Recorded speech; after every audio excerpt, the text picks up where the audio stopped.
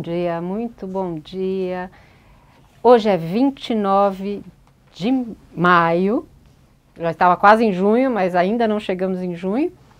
E 10 horas da manhã estamos dando início a mais um Cresce Esclarece com vocês. E hoje nós vamos tratar de um tema muito importante para a vida do corretor, e não só para a vida do corretor, mas para a vida de todo mundo, que é a questão do planejamento. Corretor, você sai de casa planejado para trabalhar? Será que a gente pensa nisso? Que importância que a gente dá para o planejamento na nossa vida?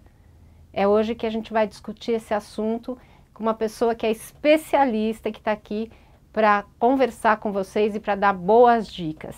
Ele é sócio-diretor da CTO, Consultoria Organizacional, Master em Tecnologias Educacionais, bacharel em Administração de Empresas, Economia e Contabilidade, além de ser escritor e palestrante aqui do Cresce. Nós temos o prazer de receber hoje o professor Antônio Carlos Cassarro. Muito bom dia, professor. Muito bom dia. É uma alegria muito grande a gente poder, uma vez mais, estar aqui trocando ideias, né? E eu gostei quando me pediram que falasse sobre o planejamento. Por que razão? Porque só se fala em planejamento, não é verdade? E se esquece que é impossível você planejar, seja lá o que for, se você não souber qual o objetivo. Então, o que eu tenho constatado ao longo desses anos todos de consultoria, aproximadamente uns 35 anos de consultoria em empresas nacionais e internacionais, que o grande problema das empresas é exatamente esse problema. Não tem clareza de objetivos. Impressionante. Por que na maioria das empresas a área comercial, a área de marketing é invejada pelas demais áreas, inclusive pela área financeira? Por quê? Porque na área de marketing você tem clareza de objetivos, você tem metas a serem cumpridas, né? E nas demais áreas da empresa você não as tem tão formalizadas quanto nessa área. Então, pelo que eu estou percebendo aqui, pela introdução que o senhor está nos dando a respeito do tema, professor, a questão do planejamento, ela está intrinsecamente ligada aos objetivos que você estabelece na vida, é isso? Imagina, você vai planejar a tua nova viagem de férias. Se você não deixar claro qual é o teu objetivo, vai planejar como? Ah, você quer passar 2 semanas nas ilhas gregas? Tá bom, gastando quanto? Ah, no máximo 100 mil euros. É isso que você tem que deixar claro para você. Você tem que deixar claro para você os teus objetivos de vida. O que você pretende, em quanto tempo e a que custo. Um exemplo banal, corriqueiro, né? Você pretende pintar a casa. Legal. Até quando? Até setembro. Pagando quanto? No máximo 10 mil reais. Ok. Você tem que ter objetivos claros na sua vida. E essa é uma grande falha que você encontra em todas as empresas e em todas as profissões, especialmente do corretor de imóveis. Então, entrando na questão do corretor, professor, como é que o corretor ele pode sair de casa planejado? O que ele tem que fazer? Quais são os objetivos que ele tem que ter para fazer um bom planejamento na carreira e ter sucesso no lado profissional? Há que verificar o seguinte, o corretor tem clareza do que ele pretende? A maioria dos corretores é corretor ou está corretor? Infelizmente, a gente tem constatado que há uma quantidade impressionante de todas as profissões, não só o corretor, está corretor. Ele não é corretor. E o senhor acha que isso é por quê? Porque ele não gosta da profissão? Ele escolheu aleatoriamente ou escolheu porque achou que fosse ter um rendimento maior? Por que o senhor acha que isso acontece? Não vou querer criar caso falando dos corretores apenas. Veja o caso da minha profissão, né? Sou um dos conselheiros do Conselho Regional de Administração. A administração é uma área que tem em todas as universidades, faculdades, uma procura enorme, né? Enorme. Por que essa procura enorme? Porque os caras não sabem exatamente o que querem da vida e aí, então entram na área de administração, vão ver se dá aqui agora. E, infelizmente, você tem que concordar que isso acontece em todas as profissões, especialmente nas dos corretores. Sim. Nós passamos por um período de boom na profissão de corretor, então todo mundo ganhava dinheiro sendo corretor. Opa, eu vou nessa, eu estou me aposentando, eu vou nessa, eu estou aqui, eu vou nessa. E, realmente, será que o cara é um corretor? Então, se ele é um corretor, a primeira coisa que ele tem que fazer é estabelecer claramente que objetivos que ele quer para esse trimestre. Ele quer vender quanto? Ele quer intermediar quantos negócios? Ele quer ganhar quanto com isso? Ele tem que deixar isso claro. Pô, Cassal, é tão fácil assim, basta eu colocar no papel, com bastante clareza, desejo vender 100 milhões de reais nos próximos 6 meses. Muito bom. Só que não é de graça, não cai do céu.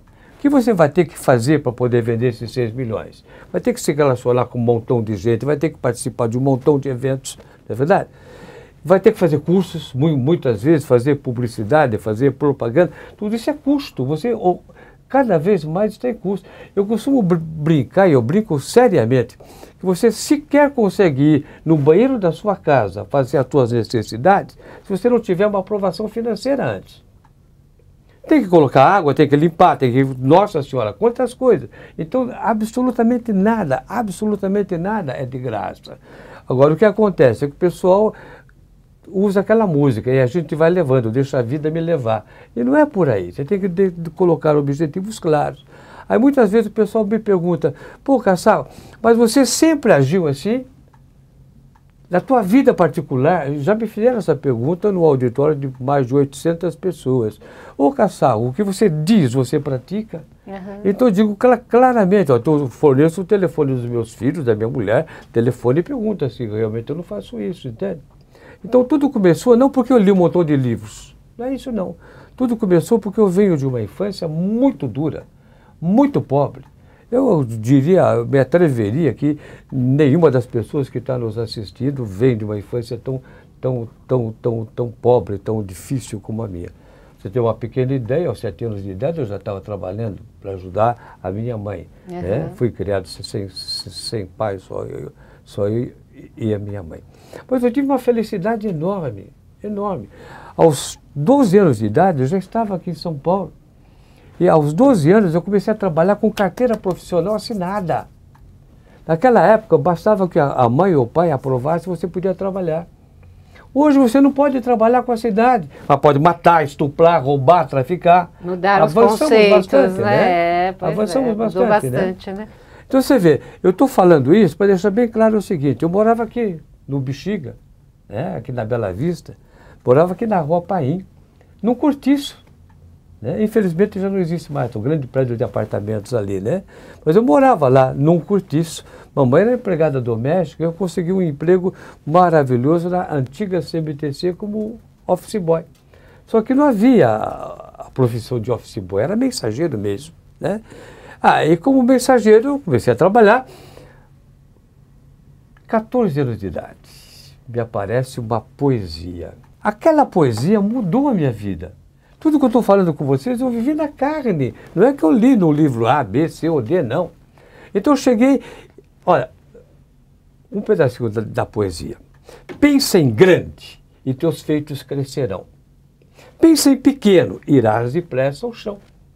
A confiança em si mesmo é a trajetória que leva aos altos cimos da vitória.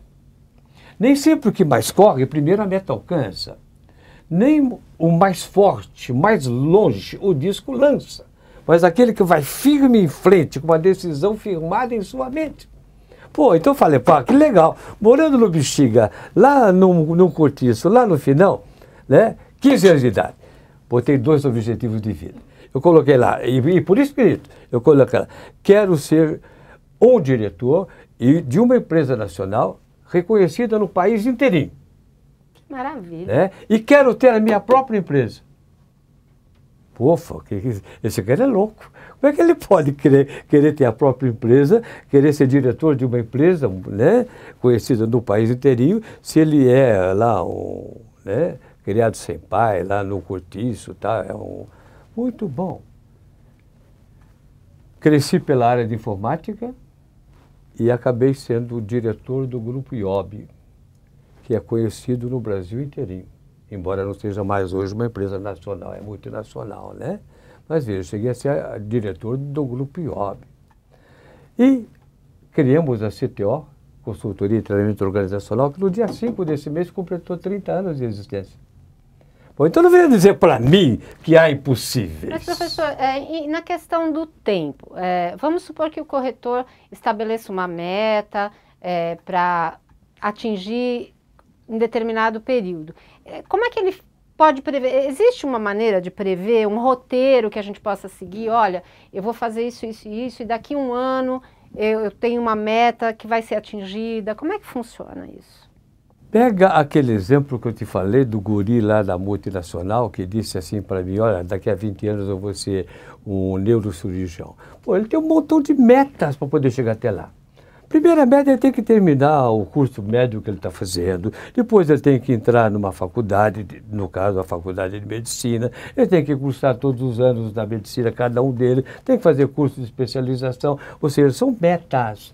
Cada uma dessas metas se transforma num objetivo. É importante, então, estabelecer um roteiro no papel. Olha, tal dia, tal mês, eu tenho que fazer isso para chegar ali. Né? Tem que ser bem estabelecido. Isso. Na minha escalada, embora viesse da área de TI, né, fui gerente de informática do Grupo Abril, fui gerente de informática do Grupo Bung, gerente de informática do Silvio Santos, né? Nessa caminhada toda, você vai notando que você tem que ter objetivos ano a ano, a cada passo que você vai colocando. E objetivos eu já deixei claro para vocês. Não é uma boa intenção. Uhum. Quero ser médico, é uma boa intenção. Se você colocar isso em tempo e custo, aí então passa a ser o objetivo. Você pode controlar. Uhum. Eu tenho corrido as regionais todas fazendo palestras, né? Pô, o que é que o corretor faz? Ah, eu faço o trabalho de intermediação entre o cara que quer vender e o cara que quer comprar. Não, isso aí não é o mais importante que ele faz. O que é que o corretor faz? Ele contribui para que as pessoas sejam felizes. É isso que ele faz, pô. Né? Você pode chegar em qualquer pessoa e perguntar, olha, eu sei claramente qual é o teu objetivo de vida principal. A pessoa se espanta, né? E você pode provar. O teu principal objetivo de vida é ser feliz. Ué, e o corretor tem a missão de permitir a essa pessoa que seja feliz. Ela quer ser proprietária da casa própria, ele vai ajudá-la nisso. Nós contribuímos para que as pessoas sejam felizes. E eu, através da gestão de empresa, através da consultoria, também contribuo para que as pessoas sejam felizes. Uhum. E em elas sendo felizes, eu também o sou. Eu não posso ser feliz sozinho. Não existe isso. Eu não posso ser feliz se a pessoa que está do meu lado é infeliz. Uhum. Eu tenho que ajudá-la. Né? E é isso que o pessoal não entende. Né? É um tal de cada um pensar em si mesmo. Olha, sou professor em algumas faculdades de renome, né? E o trabalho que você mais tem dificuldade de fazer com os alunos é fazer com que eles trabalhem em grupo. É impressionante, cada um quer cuidar de si mesmo. A cultura hoje é muito individualista, né, professor? Mas nem filho você faz sozinho. Pois é. Você vê, uns 2 meses atrás, aqui em São Paulo, teve uma senhora que teve quíntuplos, 5 filhos.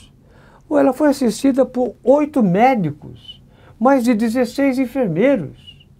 Né? Então você vê, ninguém vive sozinho, é impossível isso. Então você tem que aprender que a tua felicidade depende da felicidade do outro. Você, para ter sucesso como corretor, tem que contribuir para que as pessoas que... Puxa, muitas vezes eu faço uma pergunta que parece para as pessoas que eu fiquei maluco. Eu chego para as pessoas e pergunto assim, escuta, o que é que o padeiro vende? Puxa, a pergunta é simples, o que é que o padeiro vende? Ah, vende pão. Não, nem o padeiro do mundo vende pão. O padeiro vende confiança. Você compra pão na padaria do seu Joaquim porque você confia nele. Na hora que você perder a confiança no seu Joaquim, você muda de padaria. Pô, e é isso que acontece com os corretores de imóveis. Você é bem atendido por um corretor, realiza um trabalho com ele, você vai indicar os seus parentes para fazer negócio com ele. Se você tiver amanhã ou depois que fazer um negócio, você vai procurar por ele. Com certeza. É lógico. O que é que o corretor vende? Confiança. Mas como é que eu vou confiar num cara? Olha, eu vivenciei, é duro ter que falar isso, né? Uma das minhas filhas vai se casar agora esse ano, em setembro. E houve uns finais de semana que eu passei com ela, mais o noivo dela, verificando apartamentos para comprar, né? Pô, a postura dos corretores que nos atenderam deixa muito a desejar. O cara nem deixa o cliente falar quais são as necessidades dele, né? Então, o que você tem que fazer? Você tem que ouvir. Veja bem, o bom comunicador não é aquele que fala muito ou aquele que fala bem. O bom comunicador é aquele que ouve muito e ouve bem.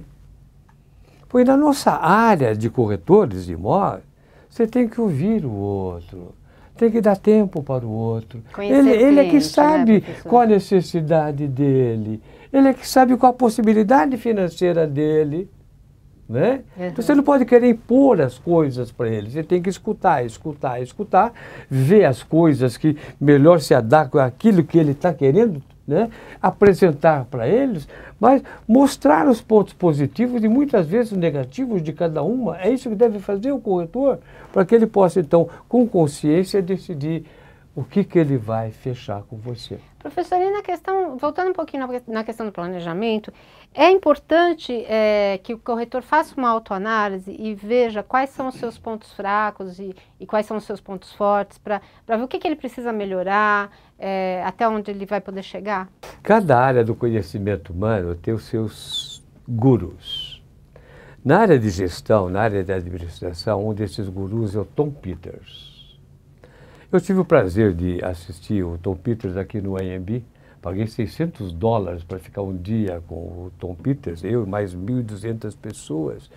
E o Tom Peters é um cara maluco, mas violentamente capacitado, consultor das melhores empresas norte-americanas, né? Então veja, o Tom Peters deixa claramente o seguinte: você nunca deve investir em suas negatividades. Invista naquilo que você é bom, cada vez mais. E se vocês pensarem bem, quem está nos assistindo, né, isso aí nada mais é do que uma colocação prática de um ditado bem antigo, da época dos nossos avós. Esse ditado diz assim: quanto mais eu rezo, mais assombrações aparecem. Uhum. E é verdade. O cara está rezando para quê? Para se livrar das assombrações. Ué, você está se rezando para se livrar das assombrações, então ele reconhece que elas existem. Ué, se ele reconhece que elas existem, mais e mais elas vão aparecer. Então, se você reconhecer as tuas fraquezas e investir para eliminar as tuas fraquezas, elas vão ficar cada vez mais fortes. Ao invés disso, investe naquilo que você já é bom, para que você possa ser cada vez melhor naquela área. E com o tempo, as fraquezas por si só vão perdendo expressão, entende? Uhum. E é uma realidade da vida mesmo. Isso aqui é bom, a gente aprende na troca contínua que há entre os seres humanos. É importante, né, que ele reconheça os pontos fortes, então. Olha, eu sou muito bom negociador, eu espero o cliente explicar as necessidades e faço uma análise para ver exatamente qual o melhor imóvel que está adequado àquilo que o cliente está me pedindo. É por aí, professor? É por aí. Então, o que é planejar? O conceito de planejar nada mais é do que você estabelecer os recursos necessários e as estratégias que você vai utilizar para poder realizar o teu objetivo. Então veja, no próprio conceito do planejamento está implícita a existência de um objetivo claro. Uhum. É por isso que o pessoal falha, porque não estabelece com clareza os objetivos. Se não estabeleço com clareza os meus objetivos, como é que eu posso planejar? Veja, por exemplo, o Miguel, né? O Miguel é um conhecido nosso. O Miguel é um jovem de 18 anos de idade aí, né? Ele conheceu a Júlia num encontro aí, gostou muito da Júlia e ele gostaria de namorar com a Júlia. Mas como ele está sozinho, ele tem que ter algum tempo, a partir do mês que vem, né? Então ele já começa a transformar aquele desejo dele num objetivo. Que estratégia que eu posso usar? Puxa, o irmão da Júlia pertence ao mesmo clube de handball meu, né? De futebol de salão meu. Ah, escuta, a Júlia estuda com uma pessoa que você conhece. Pede para essa pessoa te apresentar. São estratégias que você vai usar para poder chegar no teu objetivo. Então, o planejamento você define recursos que você precisa, materiais, financeiros, né? Humanos, e as estratégias que você vai utilizar. Então, veja, friso bem, você não pode estabelecer recursos, estratégias, você não sabe com clareza qual é o objetivo. Então, primeiro estabelece o objetivo. Pô, Cassaro, mas não é fácil sentar e colocar objetivos na área de corretagem de imóveis. Por que não é fácil? Se todas as empresas estabelecem objetivos para a área comercial, a área de vendas, a área de marketing, você está numa área comercial, numa área de venda, numa área de negociação, numa área de marketing. Estabelece objetivo para você também. E se cobre por esse objetivo. Então, veja, você tem que estabelecer objetivos, você tem que planejar, mas até aí não acontece nada. Nada. Você tem que ter a coragem de arregaçar a manga e trabalhar. E olha, é uma tristeza ter que falar sobre isso no Brasil de hoje.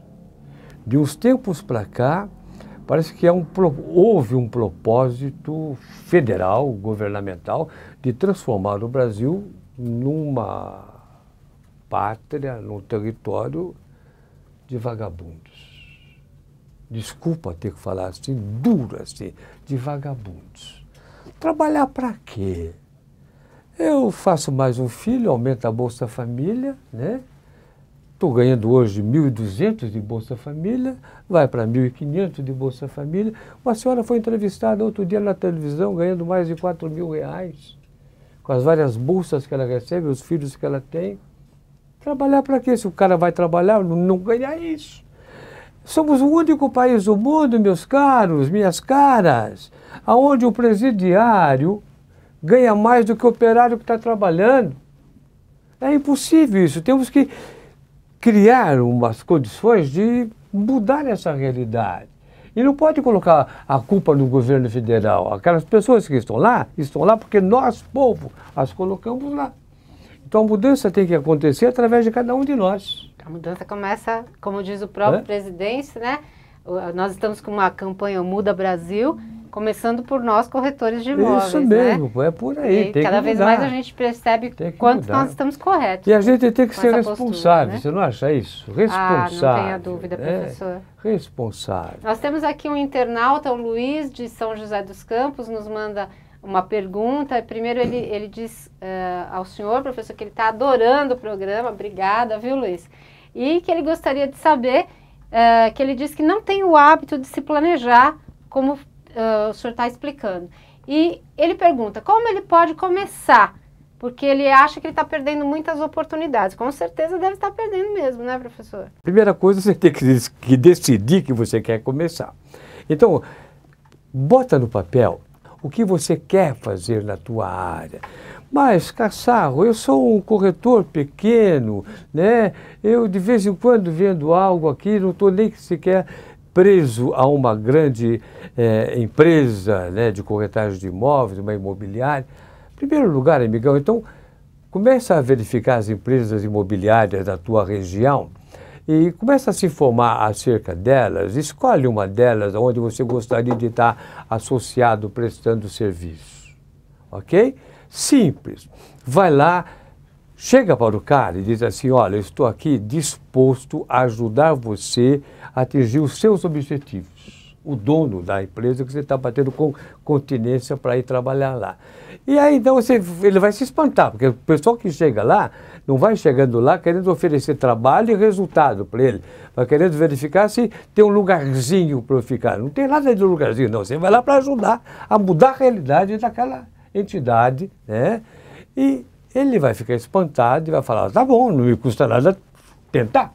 Uhum. E vai te colocar, então, no quadro de pessoal com corretores de lá. Verifica como tem sido o comportamento dela nos últimos 2, 3 anos, né, do ponto de vista de movimento de imóveis que foram comercializados, né, casas, apartamentos, terrenos. E com base nisso aí, com os pés no chão, senta com o dono da empresa que você agora passou a ser associado, né, e verifica, escuta, dessa tendência nossa, quanto é possível a gente vender nos próximos 6 meses? Quantos caras para vender isso? Eu sou um dos caras. Além de mim, tem mais quanto? Mais 4. Muito bom. Dividindo esse valor por 4 pessoas, vai tocar para mim esse X de milhares de reais para realizar nos próximos 6 meses. Muito bom. Quanto é que eu posso gastar? Você me ajuda a gastar para fazer publicidade, de fazer propaganda, né? E você começa a colocar os objetivos claros. Ó, vamos vender 200 milhões nos próximos 3 meses e para isso a gente vai gastar 10 mil reais de publicidade e propaganda. Você já tem um objetivo claro ali agora. Amigão, agora é pé na estrada. Não tem aquela história do pessoal vir bater na tua porta e falar assim, Ruta, você não quer me vender um apartamento? Não, você tem que correr o campo da área onde atua a tua empresa, verificar as placas todas e conversar com as pessoas, né? Às vezes a pessoa não colocou uma placa. Por exemplo, eu estou com uma chácara à venda em Itupeva, não tem uma placa lá de que ela está à venda, mas tem uma corretora cuidando disso. E ela sabe que o casal quer vender aquela chácara lá. Ok, então sabendo disso, sai a campo, encontra com pessoas. O grande lance é considerar que cada uma dessas pessoas é um cliente. E a tua finalidade básica é maravilhar esse cliente. Daqui a pouco a gente fala um bocadinho mais sobre isso. Ah, fantástico, né, gente? É uma verdadeira aula aqui. Eu tô chateada de dizer que a gente está chegando no final do nosso programa, porque eu tô adorando falar com o senhor. Espero que a gente tenha a oportunidade de trazê-lo novamente, né? Quero agradecer aqui as cidades que estão nos assistindo. Americana, Barretos, Barueri, Boituva, Florianópolis. Eu acredito que quem esteja em Florianópolis eu já sei quem é, que eu acho que é o nosso grande âncora aqui do programa, seu Gilberto Iog, Guaratinguetá, Indaiatuba, Porto Alegre, Praia Grande, Registro, Ribeirão Preto, Santos, São Caetano do Sul, São João da Boa Vista, São José dos Campos, São Paulo, São Sebastião, Sumaré e Tupã. Gente, muito obrigada pela audiência. Eu vou deixar aqui o espaço para o seu Cassarro fazer as considerações finais dele. Lembrando novamente que a semana que vem teremos uma folguinha por conta do feriado de Corpus Christi, mas daqui a 2 semanas estaremos novamente aqui. Professor, suas considerações finais para o nosso programa. Infelizmente temos que terminar, né? Mas está ótimo o nosso bate-papo. Eu gostaria de terminar falando sobre o cliente. Eu pergunto para as pessoas, escuta, você leva a tua esposa ao cinema? Leva. Você que paga?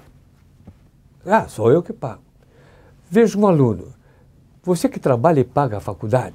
Sim, eu que pago a faculdade. Legal. Ficou doente, tomou remédio. Quem é que paga a farmácia? Pessoal, por gentileza, vamos entender uma coisa para sempre, e essa é para chacoalhar a cabeça de vocês. Nenhum de nós paga coisa nenhuma. Você não paga a faculdade, você não paga o hospital, você não paga o cinema, você não paga nada. Quem paga é o cliente. Por favor, entenda. É o cliente que paga todas as despesas. Porque se não houvesse o cliente, meu amigo, estaríamos todos aqui mortos e destruídos. Então o cliente não é o rei. Para com esse negócio de falar que cliente é rei e colocar tapete vermelho para o cliente. Isso é uma besteira.